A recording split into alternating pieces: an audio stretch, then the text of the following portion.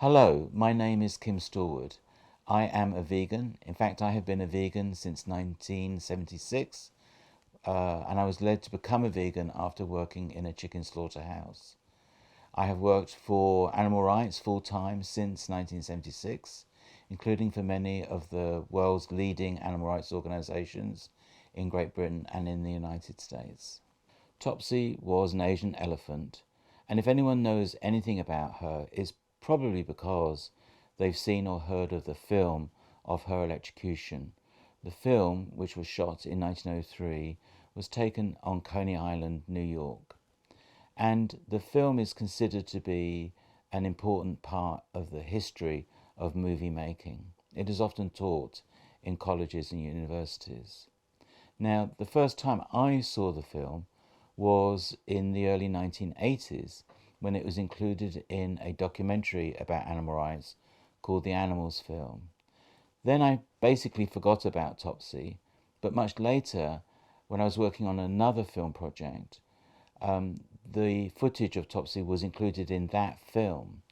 And I watched the electrocution amongst many other pieces of footage of animal abuse, but the electrocution of Topsy really stuck with me, and I just couldn't understand why would anyone want to electrocute an elephant, and why would anyone want to film that electrocution.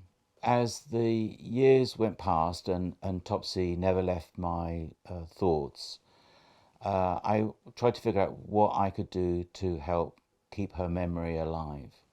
And more recently, I've been able to look more into animal biography. I'm intrigued with the idea of writing the biographies of individual animals. Now, to a certain extent, this has been a long-standing tradition because there are many novels that have been written in the voice of an individual animal. Black Beauty by Anna Sewell is a classic example. Watership Down by Richard Adams are other examples of animals being the key characters. But when we're talking about real animals, there was one book that did make all the difference to me. And that book is by Elizabeth Hess, and it is called Nim Chimpsky, the Chimp Who Would Be Human. This is the biography of a chimpanzee who was taught American Sign Language. It showed me that I could move forward with my tribute to Topsy by writing her biography. After making the decision to write the biography of Topsy, I then became more aware of the challenges involved in getting it written, because there's really very little actually known about Topsy. She arrived into the United States in 1876 and was killed in 1903. So we have about 25 years of her life to piece together by researching contemporaneous press clippings and learning about what happened to her as well as other elephants at that time. I came to the conclusion that I was going to write it in three voices. First voice is her own voice, is Topsy's voice, and I am imagining what she would be thinking and what she would be saying about what was happening to her. The second voice is investigative reporting. I wanted to piece together and write in the third person as much factual information as I can about what happened to Topsy. And the third voice is my own. I wanted to add in my commentary as an animal rights activist, what I thought about what happened to her.